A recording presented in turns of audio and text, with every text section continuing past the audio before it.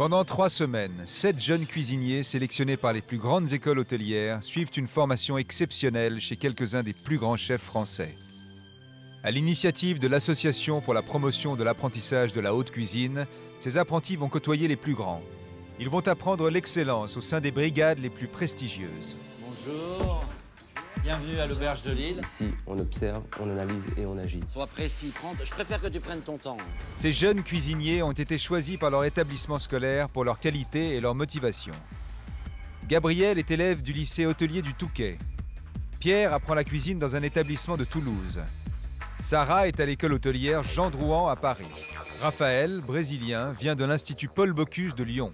Sergio, le plus jeune du groupe, est scolarisé en Seine-Saint-Denis à Duny. François-Marie porte les couleurs de l'école Ferrandi à Paris. Enfin, Emmanuel a fait près de 10 000 km pour représenter l'île de la Réunion. La première étape les a conduits chez Marc et Berlin en Alsace. Dans cet établissement, l'un des plus anciens 3 étoiles de France, les apprentis ont appris les techniques qui font la réputation des grandes maisons. Deuxième étape et changement d'ambiance. Les casquettes, c'est pas pour faire moderne, mais c'est surtout pas pour manquer de respect à cette profession. Les stagiaires ont intégré la brigade de Thierry Marx en Gironde, 2 étoiles, l'une des figures montantes de la gastronomie. Pendant une semaine, ils ont bousculé les codes de la haute cuisine. À l'issue de leur séjour chez chacun des chefs, ils ont été évalués. Première, Gabriel. Je me sens récompensée du travail que j'ai fourni. Après 15 jours de formation, Gabriel cumule les meilleurs résultats, suivi de Sarah et de François-Marie. Avant d'aborder la dernière semaine d'apprentissage, ils sont donc les mieux placés pour décrocher l'une des 3 places de la grande finale à Paris. Une finale que chacun peut encore atteindre. Avec à la clé, pour le premier ou la première, un contrat de 6 mois dans les restaurants de Joël Robuchon à travers le monde. Las Vegas, Tokyo, New York. Un tremplin unique pour se révéler et pourquoi pas rejoindre les étoiles. 6 jours sains, les veaux, ça marche, les 8. Et là, qu'est-ce qu'on entend là? Allez!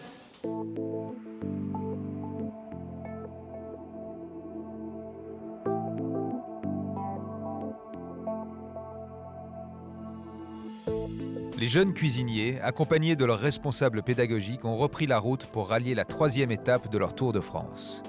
Après la Gironde, ils vont passer une semaine en Haute-Savoie chez l'un des chefs les plus récompensés par les guides gastronomiques.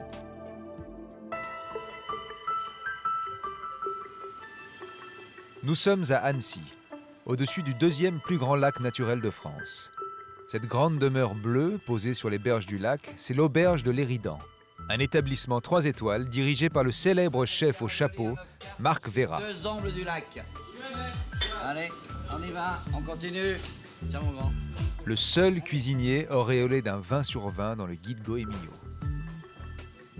Ce sont les herbes, les racines et les fleurs sauvages des alpages, au milieu desquels il a grandi, qui lui ont ouvert la voie vers une cuisine atypique. Savant mélange de tradition et de modernité. Moi, lorsque je trouve une nouvelle recette et que j'ai cherché, je suis tellement heureux que j'ai les poils qui se hérissent. Ça, c'est un bonheur. Et vous savez, lorsqu'à 55 ans, vous avez les poils qui se hérissent, il vous reste encore un peu de temps pour la gastronomie. Dans les assiettes, des seringues, des tubes à essai, des émanations. Ces plats ont forgé la réputation de Marc Vera. Il y a 12 ans, il décroche à Annecy sa 3e étoile. 6 ans plus tard, c'est son établissement de Megève qui obtient la même distinction. 3 étoiles, on a couru après pendant longtemps, on les a, on est très fiers et on va essayer de les porter encore bien plus haut. Mais on a une épée de Damoclès sur la tête, nous, hein. C'est perpétuel.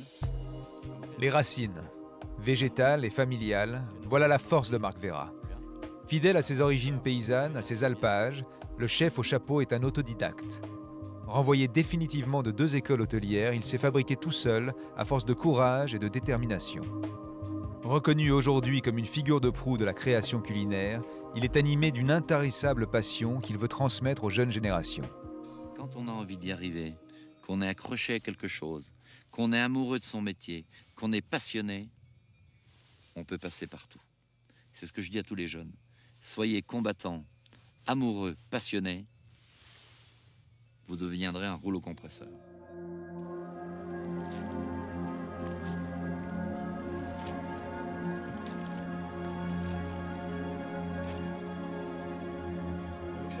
Ah, les jeunes. C'est un moment intense pour les 7 apprentis. Face à eux, un monument de la gastronomie française, le chef aux 6 étoiles, Marc Veyrat. Vous allez vous rendre compte que la cuisine chez nous, ça démarre ailleurs que dans la cuisine. Ça démarre dans l'environnement. Et l'environnement, tu le prends et tu l'amènes dans l'assiette. Donc on va monter à Manigot, on va aller ramasser des plantes. On va être dans le vif du sujet, on ne perd pas de temps. Allez. Marc Veyrat emmène les apprentis dans la montagne, près du petit village de Manigot où il a grandi.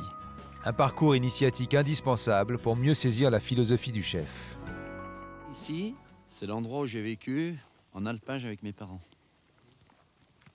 On est à 1700 mètres d'altitude. Vous allez voir, on va trouver tout, du plantain, de l'origan, des ambilifères, de l'armoise, du quenopot de Bon-Henri, de la berce. Il y a des choses magiques. Tiens, regardez. Là, vous avez de la berce. Ben, la berce, c'est de l'ambillifère. Je voudrais bien que vous goûtiez ça. Alors, vous devriez trouver ce que c'est. Ça sent l'écorce d'orange. Oui, oh, bien. Bravo. Ouais, l'agrume. Que de l'agrume. Pourtant, on est dans les Alpes, hein, de l'agrume dans les Alpes. Hein. Parce que le monde paysan, les herbes, c'était quoi pour eux? C'était la mauvaise herbe. Alors, autour de la ferme, on fauchait tout. Alors que c'était un monde miraculeux, un monde aromatique. Les seules vraies et bonnes herbes, c'était quoi? C'est qu'on connaît, je pense. Non, c'était celle du foin. Ah oui, le foin, c'était quoi? C'était la nourriture, bien sûr. Des animaux. Eh oui, ça nourrissait les animaux. Et puis, effectivement, c'était le revenu. Et je me souviens toujours, quand on fauchait la prairie, papa nous disait, allez ramasser les mauvaises herbes. En fait, quelle mauvaise herbe? C'est celle que j'utilise aujourd'hui, qui fait un des meilleurs plats de la maison, qui s'appelle la berce sauvage. C'est exceptionnel. Vous me ramassez de la berce? Allez-y, regardez comme elle est verte, là, comme elle est florale. Prenez-la, vous la coupez. Le chef utilise une 60aine de plantes en cuisine. Des plantes sur lesquelles il a travaillé avec un botaniste et un chimiste afin d'en explorer les vertus gustatives et diététiques. J'ai oublié de vous dire, c'est quand on marche, on regarde où on met les pieds. Parce qu'en fait, c'est un bonheur terrestre. Non mais il y en a de partout. T'as vu, t'es d'accord? Moi j'ai marché sur les plantes aussi. Parce qu'il y en a de partout. Là on a marché sur de la berce, regarde, il y en a plein partout ici de la berce. Alors là tu vois, on va aller à un champ, il y en a un champ là-haut où il y a de l'origan. Regarde, tu vois, on le voit l'origan, regarde. Tu le vois rouge là? En fait, toute notre cuisine est élaborée autour des plantes, mais les plantes c'est quoi pour nous? C'est des infusions, on sécrète les arômes des plantes dans du bouillon de légumes, parce que notre cuisine, il n'y a pas de fond de veau, il n'y a pas de fumée de poisson. On met très peu de beurre et très peu de crème quand on fait quelque chose, parce que cette cuisine environnementale, elle n'accepte pas la graisse. Nous, on travaille avec des bouillons de légumes. Donc, cette bouillon de légumes, on met infusé, on donne des arômes dans l'infusion de bouillon de légumes, on réduit pour en donner davantage, et puis après, vous allez voir, on a un tas de systèmes, on a un tas de plantes qui donnent la texture, qui solidifient, qui d'un seul coup rassemblent les molécules pour donner de la force. Voilà. Alors, vous avez vu, c'est quand même intéressant, les sous-bois. Hein. Non. C'est vrai que c'est une journée qui peut forcément nous faire modifier notre vision des choses par rapport à la cuisine, parce qu'on a déjà l'idée de se dire la cuisine, c'est presque infini. Mais si en plus on rajoute ce potentiel de plantes gigantesques, c'est vrai qu'après, c'est même plus infini. On peut faire des centaines de milliards de choses différentes. Ça ouvre encore plus de possibilités sur des plats, des recettes. C'est gigantesque. Depuis le début de ce concours, François-Marie s'est illustré par son ouverture d'esprit sur le monde culinaire. Cet élève de 19 ans du lycée hôtelier Ferrandi à Paris a grandi dans une famille d'épicuriens. Ça va? Ça va, frangin? Très tôt, il est sensibilisé aux arts en général, à la gastronomie en particulier. Son frère, plus âgé, est lui aussi dans la restauration. Je suis traiteur, chef à domicile. On est maintenant 3 dans la famille, oncle, cousin, frère, à faire de la restauration, de la cuisine, du service, les vins.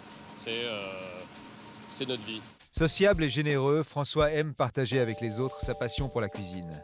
Quelques jours avant le début du concours, il a fêté sa sélection avec des amis. Et comme d'habitude, François veille aux moindres détails, y compris esthétiques. Ça peut s'apparenter à la peinture, oui, puisque pour un choix des couleurs, faut une harmonie, faut quelque chose qui éclate à l'œil du client. Si vraiment on est sur du blanc, il faut essayer de mettre du rouge, du vert, faut que la personne qui regarde cette assiette ait déjà envie de la manger, mais surtout qu'il aime la regarder avant. Si on fait pas quelque chose d'attirant pour l'œil, ça suffit. La personne ne va même pas avoir envie de goûter, ou même si elle a envie de goûter, ça va lui paraître moins bon. Ses professeurs, qui l'ont inscrit à ce concours, lui reprochent parfois son manque de réflexion. Un petit handicap pour François, qui s'est fixé comme objectif d'atteindre la finale du concours. François, bonne chance. Enlève notre verre, Voilà, François. à ton concours. À ton concours.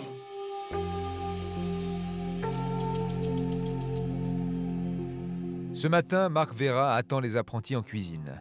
Pour la première fois, les 7 stagiaires vont pénétrer dans ce lieu chargé de symboles. Le chef va leur montrer comment, à partir des herbes cueillies la veille et de quelques ingrédients simples, on peut arriver à une création originale. Il y a de la folie en cuisine. En cuisine, faut être fou. Moi, j'adore la folie. J'adore la démesure. Juste au moment où on arrive à la mesurer. J'ai décidé de travailler sur les œufs. Un œuf pré-poché vapeur. Ça s'appelle l'œuf du 21e siècle au maïs. Ce qu'il faut savoir, c'est que dans ce pochage des œufs, la spécificité, c'est qu'il ne faut pas que le jaune se coagule. Il faut le garder très, très moelleux, d'accord? Alors, quelle température tu mènes? 69 degrés. 69 degrés. Vous pouvez le noter, ça. Ça, c'est très technique. Ça, on a le côté horloger, là. On va tout noter. Et David va sélectionner le jaune du blanc.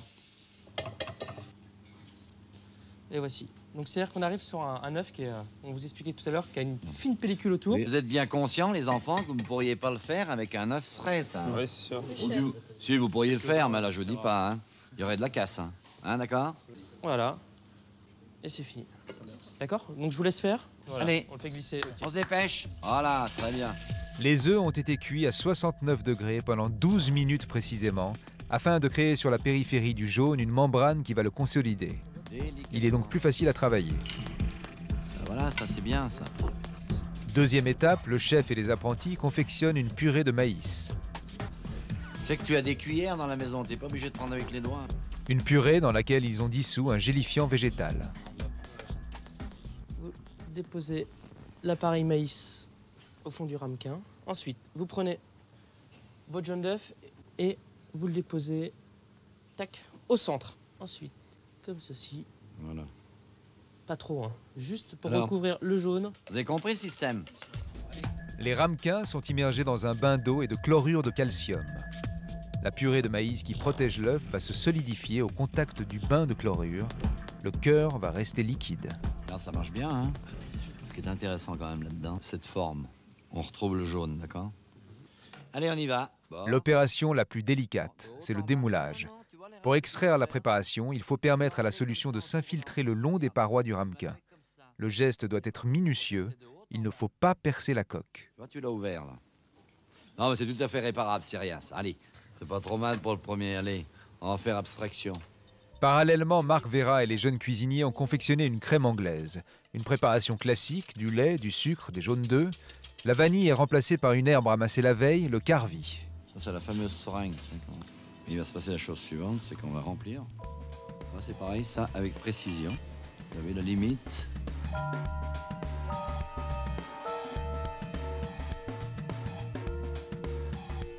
Si vous avez les yeux qui pétillent, comme ça, ben, c'est qu'on a accompli notre mission. Hein.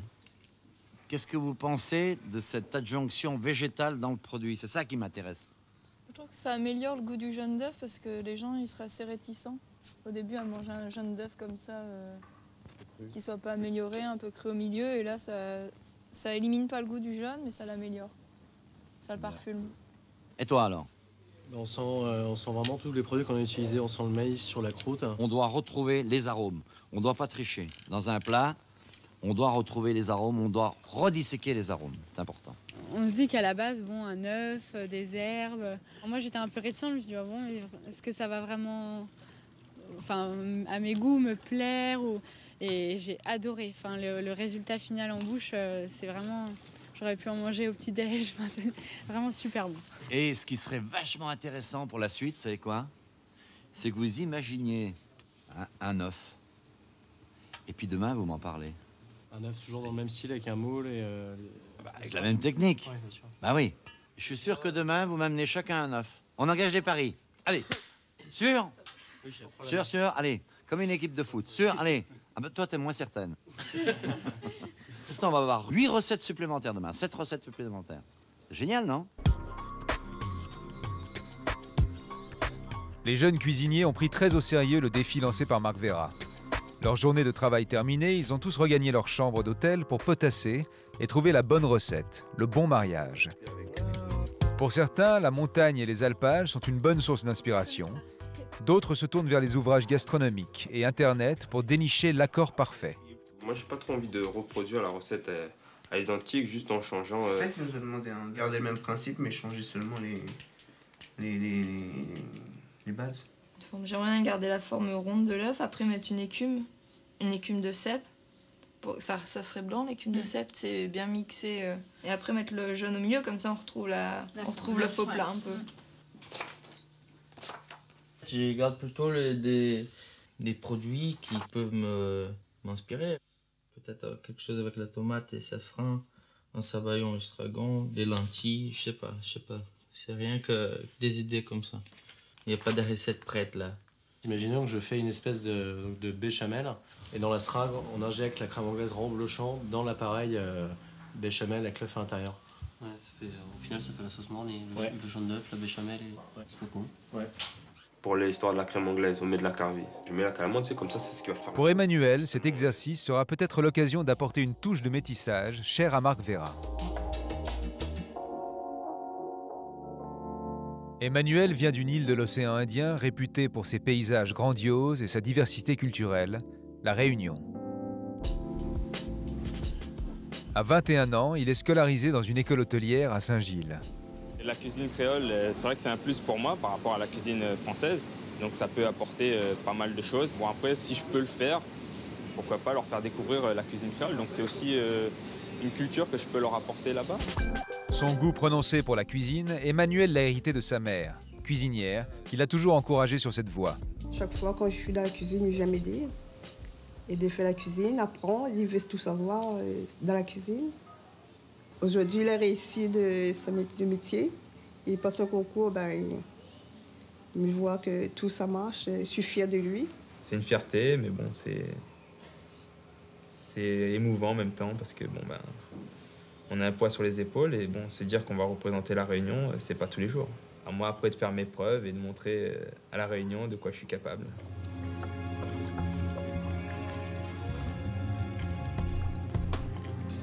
Les 7 apprentis ont terminé leur recette tard dans la nuit. Certains ont peu dormi et ce matin, c'est avec une certaine fébrilité qu'ils vont présenter à Marc Vera le fruit de leur réflexion.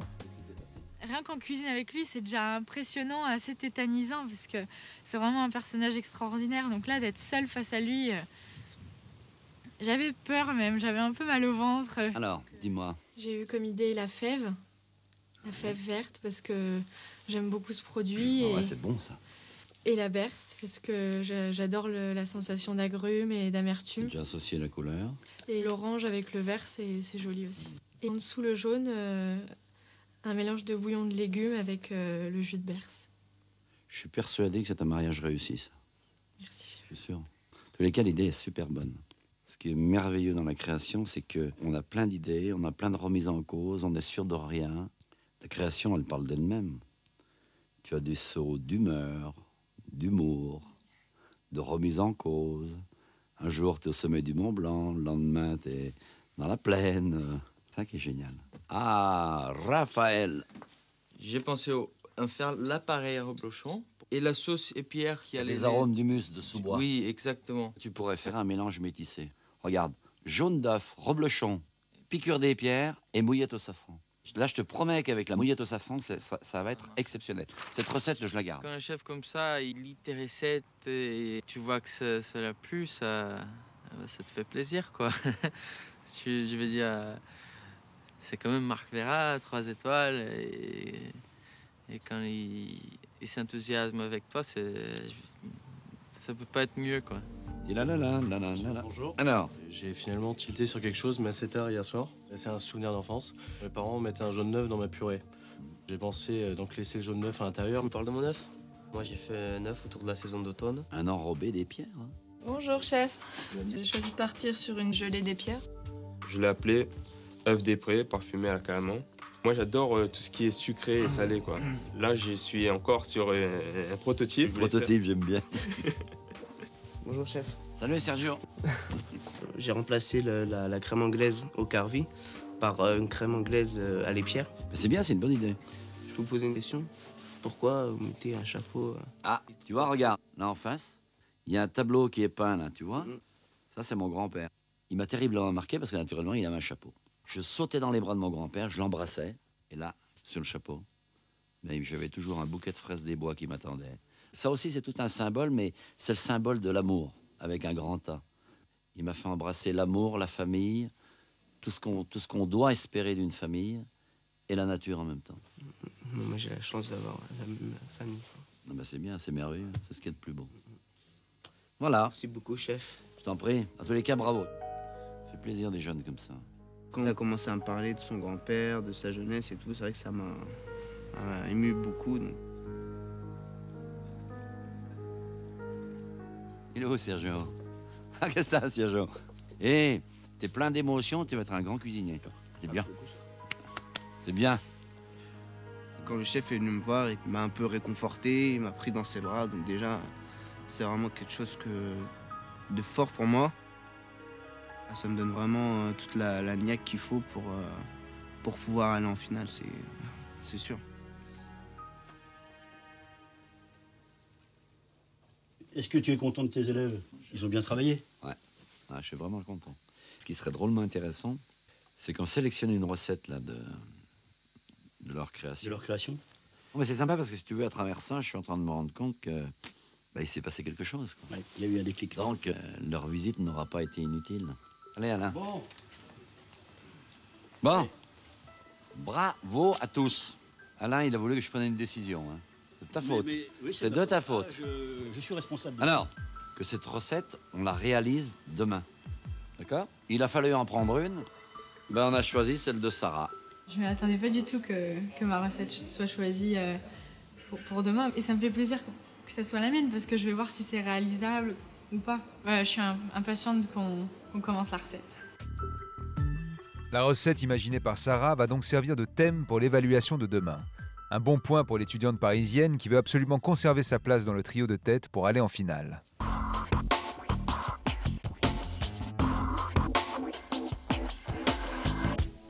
Cet après-midi, les stagiaires vont confectionner ensemble des tartelettes chocolat, poivron, framboise, façon Marc Vera. Ils sont devenus vifs et tout. Hein. Ça leur fait du bien, les végétaux. Hein. Donnez-moi la pâte, là-bas. Dans la porte-pièce. Pas de marge. D'accord? Allez, vas-y. Et tu moules. Première étape, déposer la pâte dans les moules. Allez. Une base de pâte sucrée au sésame qui doit être rapidement travaillée pour ne pas la réchauffer. Là, tu la pinces. Tu la serres au-dessus, là, du moule. Ça, c'est important. Pourquoi? Elle est bonne. Mais non, elle ne redescend plus après. Quand tu la pinces comme ça, tu vois, regarde. Elle ne bougera plus jamais. Oh là là! Oh, le petit pâté. Ils m'ont fait un pâté de sable.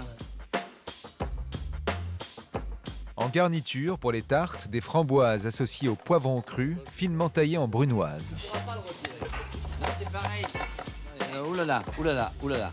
Alors, quand on hache quelque chose en cuisine, si tu tiens ton couteau comme ça, tu haches une fois. Si tu as la rotation du couteau et que tu mets ta main là, ta main sert de ressort, ta main. Tu vois? Écoute le bruit du couteau. T'entends? Il chante le couteau. Bien buté. Voilà. Ça y est. Ah ben ça y est. Eh ben lui, il a la bonne chanson. Bravo. Bravo. On reprend nos esprits. 20 minutes plus tard, les fonds de tarte sont prêts. Regardez. Elles sont belles, non? C'est vrai que ça...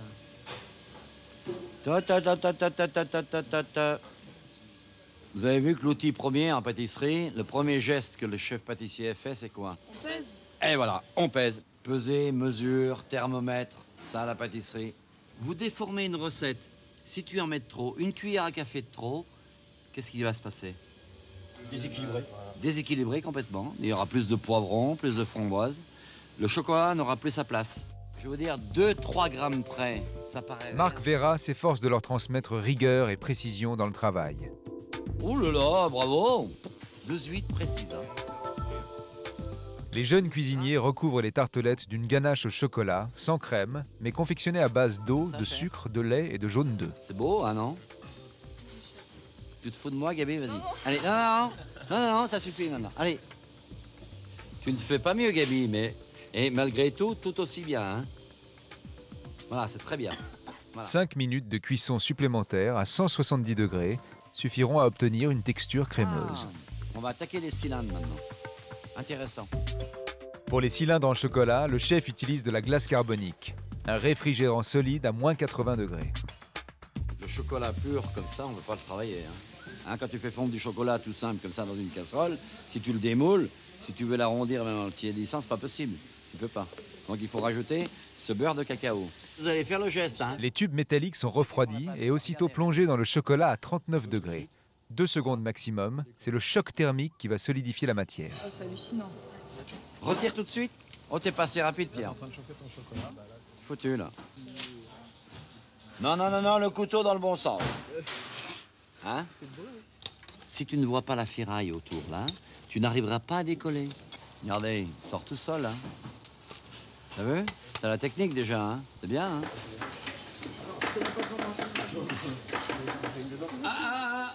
Non, non, non, on t'a pas montré comme ça. Non, Bah oui, on t'a montré comment? Comme ça, en pleine main. Eh, regarde, alors. Regarde, il est merveilleux. C'est pas mal. C'est bien parce qu'il y en a de toutes les hauteurs, là. Hein. Je suis embarrassé parce que... Oh, les coquins! La cuisson des tartelettes terminée, Marc Vera demande aux apprentis d'interpréter librement le dressage. Alors, Gabi, tu nous fais quoi, là? Allez, vas-y. Ah, ben voilà. Ça, on ressent la pâtissière. Hein. Ben voilà, c'est génial. C'est beau, hein? Ouais. Ça, c'est plus classique, hein? Allez, mon Sergio. Oh! C'est pas mal. À mon avis... Ça, c'est bien, ça. Le tailleur. Ça, c'est mieux, ça. Ah! Hein? À mon avis, au bout de la bulle, il y avait un bouchon. C'est un style. C'est un autre style, moi, je trouve, chef, non? Non, mais... pas? Moi, j'aime bien. Mais... Sergio, c'est étonnant de ta part, quand même. Allez, goûtez les tartelettes. Prenez avec les doigts, dégustez, hein. Allez, avec les doigts. Hop! C'est génial, hein. Elle est amère, elle est brillante. Il n'y a pas de sucre, ça a le goût de cacao. C'est fort, c'est bien. Merci, chef. Bon, Merci beaucoup. merci à vous. Allez, feu! Ça marche. Demain, les apprentis passeront leur dernière évaluation. Seuls 3 d'entre eux repartiront d'Annecy avec en poche un billet pour la finale à Paris. L'enjeu est important. Tous peuvent encore espérer y accéder. Avec à la clé, pour le premier, un prestigieux contrat de 6 mois à travers le monde. L'évaluation chez Marc Vera est décisive. Les apprentis en sont conscients. À la veille de cette épreuve, Marc Vera va leur offrir un moment de détente. Le chef les a invités dans son restaurant. Un moment unique pour ces jeunes cuisiniers qui n'ont jamais dîné dans un 3 étoiles. Bah, je vis cet instant à fond. On essaye d'arrêter le temps à chaque plat pour vraiment en profiter et se dire que c'est une chance unique d'être là et de pouvoir déguster toutes ces choses et tous ces plats. Et de pas les voir simplement à la télé, mais on a envie d'appeler tout le monde, d'appeler tous nos copains, nos profs, leur dire « Vous vous rendez compte, on mange chez Marc Vera ». Je pense que quand on racontera ça demain, tout le monde nous enviera. Ça se passe bien, là, hein? Voilà, c'est bien. Là, c'est super. Bon. En cuisine, c'est le coup de feu. Le restaurant est complet, 80 clients sont attablés. La particularité des menus de Marc Vera, c'est le nombre de plats. Cela peut aller jusqu'à 20 plats par client, soit 1600 assiettes envoyées par service. La cuisine tourne à plein régime et pourtant l'ambiance est étonnamment sereine. Les 2 raviolis. Tu regardes bien, là, il manque quelque chose. Voilà, très bien. Marc Vera est à la barre et met une attention toute particulière au dressage des plats de ses 7 convives. Allez, envoyez pour les jeunes élèves.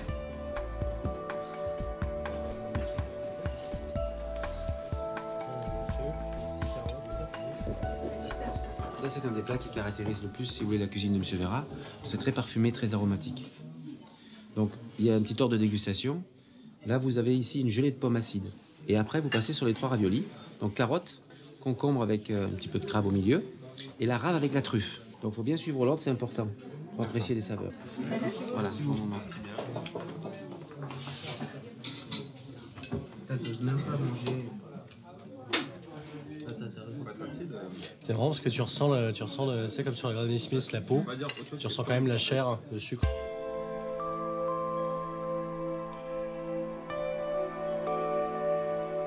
Les jeunes cuisiniers goûtent, regardent, écoutent, hument. Tous leurs sens sont en éveil. Ils sont conquis. Ah, c'est du pur bonheur. Voilà. Première fois que je mange dans un 3 Max, c'est une tuerie pure et simple. C'est impressionnant, c'est une vraie bibliothèque de manger ici. On se cultive, on mange, on voit, c'est fantastique. Tu m'appelles pour la sauce sauvage? Tu l'as filtrée? Ah d'accord. Donne-moi une cuillère. Ouais. Ouais, c'est bon. Ouais, c'est bon. C'est bon, c'est bon. Allez, pique-moi bien. C'est parfait. C'est mieux. Hein? Merci, chef. Voilà. Allez, envoyez étape 19. Et dites bien maître d'hôtel qui seringue bien au-dessus. D'accord? Allez. Alors, vous avez des œufs de caille pochés, avec à l'intérieur de la réglisse sauvage. En fait, c'est le polypode. Vous avez devant vous le polypode. Si vous le croquez, vous allez voir, ça sent bien la réglisse. Et dessus, on rajoute un jus d'oxalis, qui est l'oseille des bois. Donc là, on rentre pas dans l'oseille sauvage. On rentre pas dedans, on fait tout poser dessus.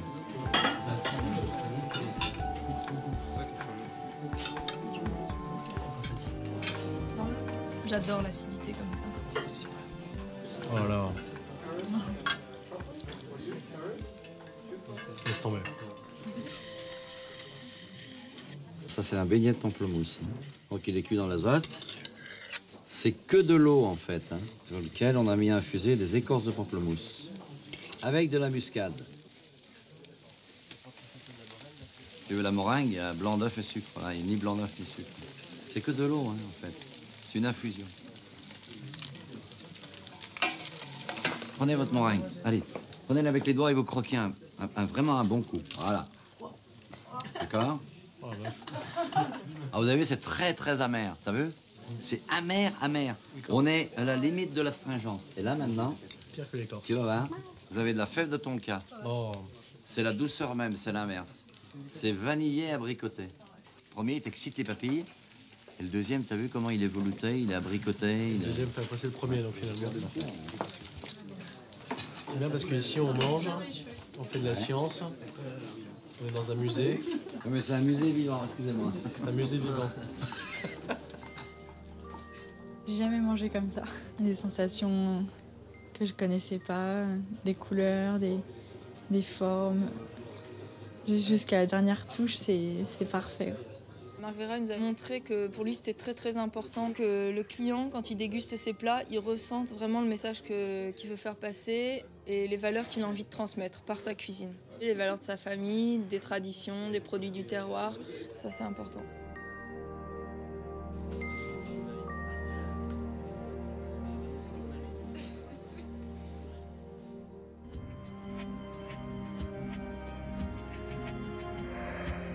Dernière journée chez Marc Vera. Dans un peu plus de 2 heures, les apprentis connaîtront le nom des finalistes. Mais après 3 semaines de formation intensive, les jeunes cuisiniers sont fatigués. Les visages sont fermés. Le classement avant cette ultime épreuve est serré. Ils savent que tout est encore possible. Bonjour. Bonjour, chef. Salut, salut à tous. Ah, vous êtes en forme? Oui, chef. Alors, nous sommes à la fin de la 3e semaine de formation. Il va falloir absolument vous accrocher toutes et tous parce que vous êtes dans un mouchoir de poche. Tout le monde a sa chance.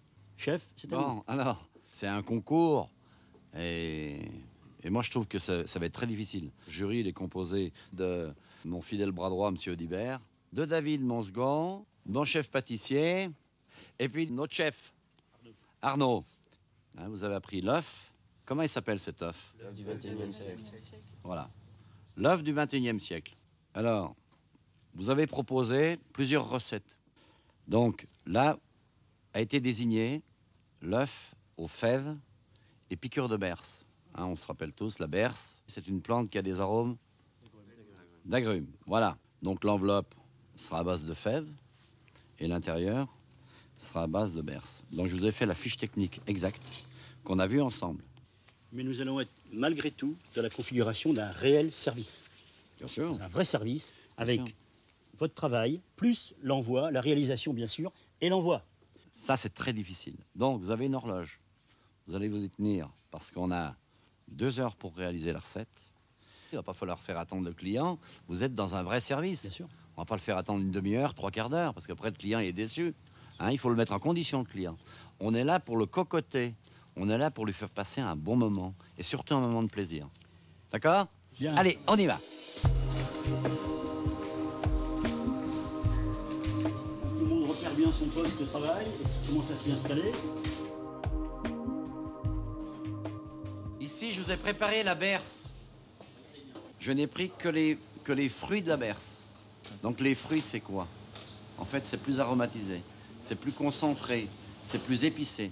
Je l'ai fait pour vous faire gagner du temps. C'est merveilleux, c'est la nature qui arrive carrément dans vos fèves.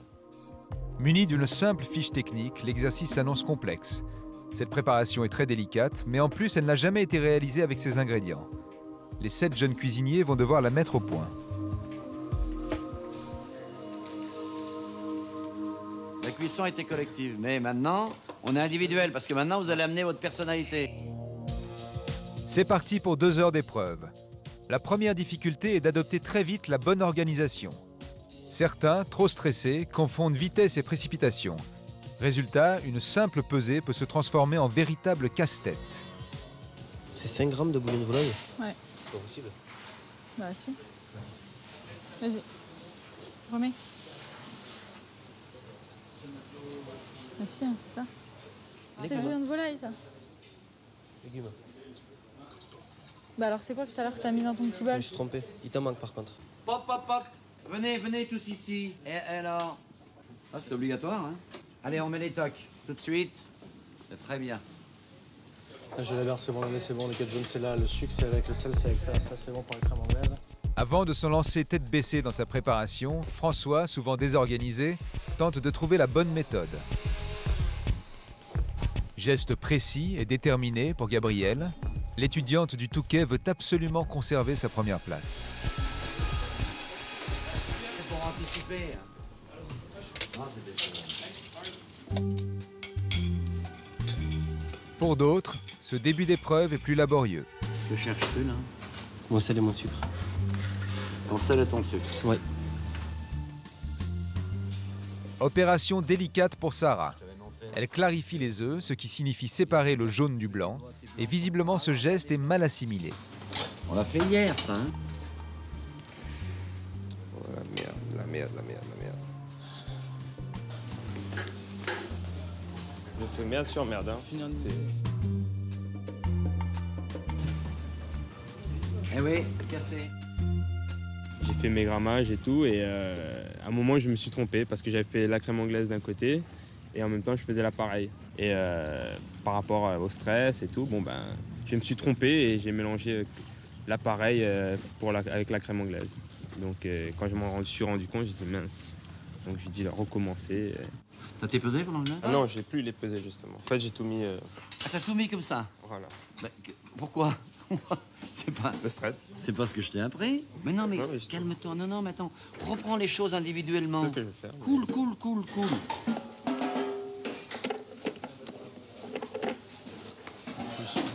Le jaune d'œuf, c'est quand même fade, il faut du tonus, du punch. Je trouvais vraiment que dire qu'il y avait une piqûre de berce dans la recette avec ce grammage-là, c'était pas assez puissant. Et que après, j'ai vraiment mis, je pense, le double de la.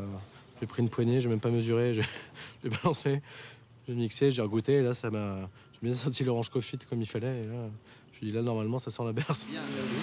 Donc tu les as remis, hein, je te le dis. Oui, au début de la recette. Et à titre indicatif, j'ai demandé à François s'il avait goûté son jus de berce. Vous savez ce qu'il m'a répondu? J'ai goûté 2 ou 3 fois, j'ai trouvé que c'était pas suffisamment fort, suffisamment aromatique. J'ai déjà rajouté 5 grammes de berce supplémentaires par rapport à la recette. Ce qui veut dire qu'il faut tous goûter votre anglaise, parce qu'on peut remettre de la berce pour mettre sa personnalité.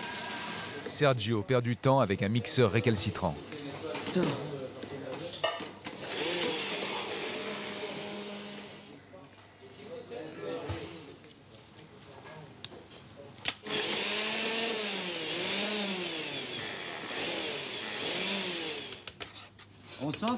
On sent qu'il y a du métier, hein. Et les jeunes, il y a du métier quand même. On sent qu'il y a l'école hôtelière qui est passée par là. Hein. Raphaël doit absolument terminer dans les 2 premiers cette semaine pour avoir une chance de continuer le concours. L'étudiant lyonnais a trouvé la bonne texture, sa purée de fèves se travaille facilement. Ce qui n'est pas le cas de Sergio. Ah,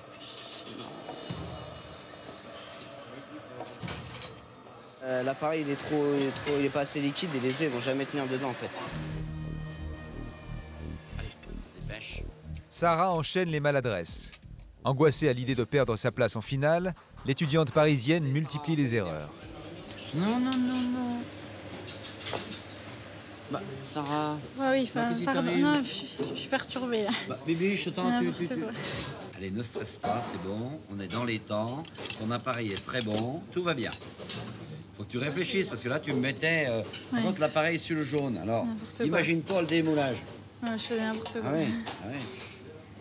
J'étais stressée, beaucoup plus que d'habitude. J'étais perdue, j'ai eu beaucoup de mal à trouver mes marques. Je sais pas, ça allait pas. Celui-là, il en manque. Il faut être très, très, très réglé. Vous savez, je vous l'ai dit hier, soyez réglé, méticuleux. Dis donc, mettez moins d'appareils dans les moules, vous mettez trop d'appareils dans les moules, si bien que ça monte le jaune. Et lorsqu'on remet l'appareil dessus, il dégouline de chaque côté. Alors là, vous êtes placé dans le contexte même du service du restaurant. Hein. Donc il va falloir enlever les œufs, il va falloir envoyer les œufs 5 minutes plus tôt que prévu. D'accord? On est en plein service, avec des convives. Pour les apprentis qui sont en retard comme Sergio, cette modification du temps d'envoi est une dose de stress supplémentaire. Une situation qu'un cuisinier doit savoir surmonter. Oh non. Pas grave, allez, vas-y, continue, on s'arrête pas là. On finit les autres. J'ai crevé un œuf en voulant nettoyer le moule. J'ai foutu le doigt dedans. Là, ça a commencé. L'opération que redoutent les apprentis, c'est le démoulage. Le temps d'immersion et la densité de chlorure dans l'eau doivent être précis, sous peine de ne pouvoir extraire la préparation du ramequin. Ils sont pas top mes œufs. Tu l'as dilué à froid, ton chlorure, ou à chaud? À froid, je l'avais dilué. Fais chier. Tu crois que c'est grave? Non, mais ça va se diluer, vas-y. Moi, je suis à la fin, si c'est dilué, moi aussi, ça faisait des morceaux. Il nous reste 5 minutes. Pourquoi vous répondez pas tous oui, chef? Allez, je recommence. C'est une chorale ici. Il nous reste 5 minutes. Oui, chef. François-Marie vient au secours de Sarah. Après 3 semaines de formation et malgré les enjeux, la cohésion du groupe est restée intacte. La chair et le bol. Tu tournes, retourne petit à petit, tu mets sur le côté, tu fais passer comme ça, mais très très délicatement.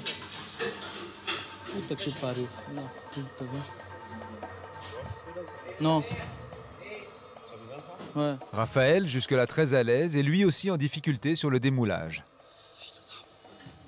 Quand j'ai vu que c'était horrible parce qu'on voyait les jeunes, tout ça, là je me suis énervé, j'ai pensé à tout refaire. Mais bon, j'avais pas le temps. Dans 2 minutes, on envoie.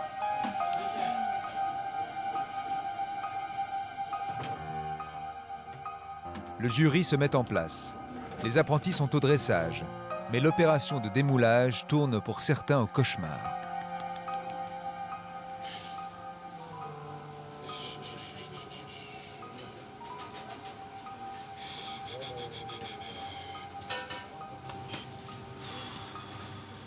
Sergio semble prêt. Apparemment, le jeune cuisinier a comblé son retard.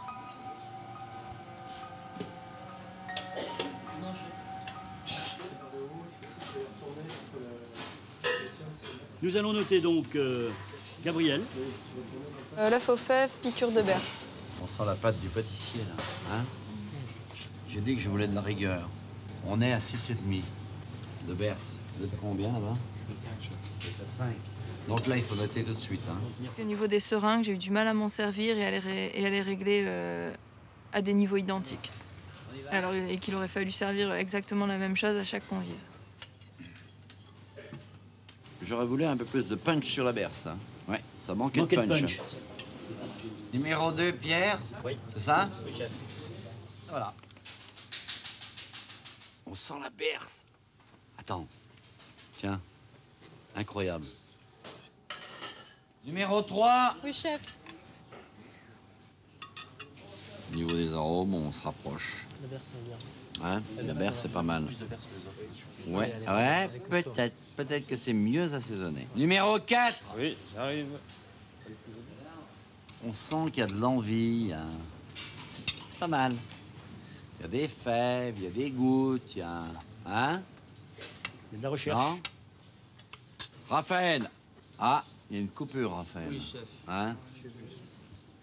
Enfin, le mien, il est moins bercé que les autres. Hein. Non? Il est chaud. Oui, mais il est chaud, mais par contre, il a moins de berce. J'ai pareil. Toi aussi. Numéro 6. Œuf du 21e siècle. À la fève verte, pardon, et piqûre à la berce. Excellent appétit. Ne sois plus stressé, c'est la fin. J'ai présenté devant le jury, je vais pas dire que j'étais confiant, parce que moi, dans mon idée, il fallait que toutes mes billes soient parfaites, parce que j'avais vraiment démoulé avec beaucoup d'intention.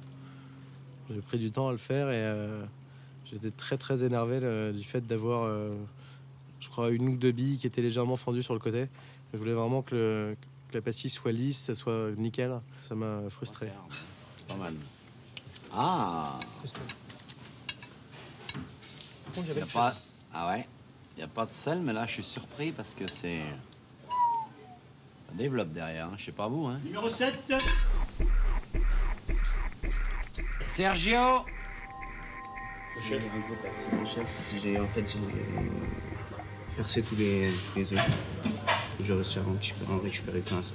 T'as percé, pourquoi? En fait, je pense que je les ai pas laissés assez longtemps dans le chlorure de sodium. Ouais. Donc ils n'ont pas tenu en fait quand je les ai sortis. Et j'ai pas pu les remettre sur l'assiette. Ouais, je suis vraiment désolé de ne pas pouvoir vous présenter ces assiettes. Ah, tu peux pas présenter les assiettes? Non, ils sont vraiment percés. Et... Ah, ils sont percés. Ouais. Ouais. Le coach il m'a dit ramène les autres assiettes. Et je lui ai dit j'en ai qu'une. Et dans ma tête, j'ai fait bon. J'avance devant le chef, je garde la tête haute. C'est vrai, j'ai fait des boulettes, mais voilà, c'est ma fierté, je veux pas la perdre. Alors j'ai relevé la tête et j'ai avancé. Allez.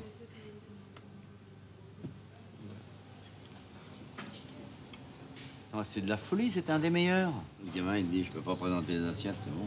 Il était stressé toute la... Ouais, le stress, c'est vrai. Il était stressé. Et comme quoi, ouais, mais comme quoi, les gamins, tu vois, tu les amènes dans l'entreprise, dans le service, il se passe quelque chose. Voilà.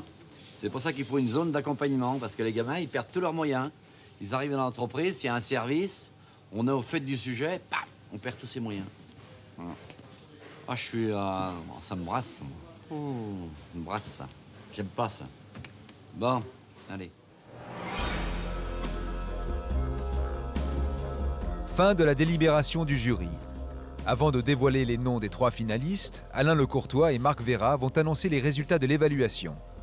Qualité du plat envoyé, technique, motivation, créativité sont quelques-uns des critères qui ont permis au jury d'établir le classement de la semaine.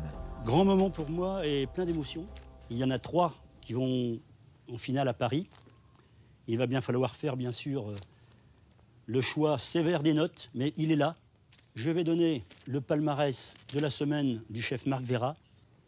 7e, Sergio, avance. 10 sur 20. Sergio, je t'ai connu avec beaucoup d'émotion. Et je te dis bravo. Merci beaucoup, chef. 6e, Sarah. 11,33. J'ai pas été étonnée du classement cette semaine, mais je savais que j'avais raté, que de toute façon j'étais pas fière en sortant. Je me suis pas dit que c'était bon, que j'avais réussi, mais je m'attendais pas à être quand même 6e. Enfin, j'étais un peu choquée. Allez, je t'embrasse. Merci, chef. 5e, Emmanuel, 12 sur 20. Tu as bien taffé, Manu. Merci. Et alors, l'environnement dans l'assiette? Ah, c'est parfait. Tu vas y penser? Hein? Tout le temps. Allez, bonne chance. 4e, Gabriel, 13 sur 20. Alors, Gabi, toujours le sourire. Hein? Ouais. C'est bien, c'est parfait. Bravo. Merci, chef. 3e, Pierre, 15 sur 20. C'est un plat excellent. Merci. Bravo. Donc second, 2e, Raphaël, 15,75. Donc c'est vraiment ce qu'on appelle le mouchoir de poche. Ah, dis donc, hein? Ça s'est joué à peu de choses. Comme à la Coupe du Monde. Hein? Presque, ouais. Allez, bravo. Merci, chef. Puis bravo pour tout. Hein? Merci beaucoup. D'accord. Merci beaucoup. Premier, François, 16. Aïe. C'est bien Bravo, d'applaudir. François. Bah, je peux pas faire de commentaires. Hein? Sinon, bravo. Bravo du fond du cœur. Merci. Allez. Très honoré d'avoir pu apprécier votre cuisine. C'est gentil, merci. Le coach, petit à petit, donné les résultats. J'ai toujours... D'abord, il passe par le 7e. Déjà, je suis content, il n'y a pas mon nom. Chaque fois, c'est comme ça. Après, on entend tout au ralenti, il y a le cœur qui bat. Et là, on entend le 6e. On vérifie si la première syllabe, c'est franc. Toujours pas. 5e, toujours pas. Et finalement, ouais, premier, c'est vraiment super content, c'est vraiment génial. Moi, j'ai été subjugué par le fait que vous soyez aussi attentif à ce nouveau mode de cuisine. Hein, on a amené la nature dans l'assiette. Et il y a une chose qui me marquera, hein, c'est que le soir, vous êtes réunis et vous avez dit, nous, on a envie de créer une propre recette. Donc, vous avez compris, d'une part, cet état d'esprit et la philosophie de notre cuisine. Et ça, je vous en remercie. C'est le plus beau cadeau que vous m'ayez fait. Je suis très fier de vous. Merci. Merci, chef. Je vais annoncer, dans l'ordre, ceux qui nous suivront à Paris pour la finale. Et ben voilà, on est dedans. Et là, on gagne du temps. Cher président, je vous promets que je ne touche pas de Ça te démange, hein? Dans 15 minutes, je te réclame tes plats. Il a fallu jouer son rôle de coach sans avoir à bloquer le candidat dans ses propres idées. Ne les brosse pas, perds pas de temps. T'as plus le temps là. C'est beau de les voir travailler comme ça. J'ai l'impression de C'est magnifique. Donc c'est la transmission du savoir. Et quand il y a un professionnel, il est capable de réaliser sans ne l'avoir jamais vu. Je trouve que l'assaisonnement est réussi. Hein? Ouais, elle est top. On a besoin des desserts quand même pour départager, hein? Non? C'est quand même pas mal, hein? Allez, vas-y. La suite, perds pas de temps. Beau rectangle, point barre. Te pose pas de questions. On peut y aller? C'est bon? Tout s'est bien passé. Va doucement, pourquoi tu trembles? Allez, t'en as plus que deux. Alors on va donner le premier.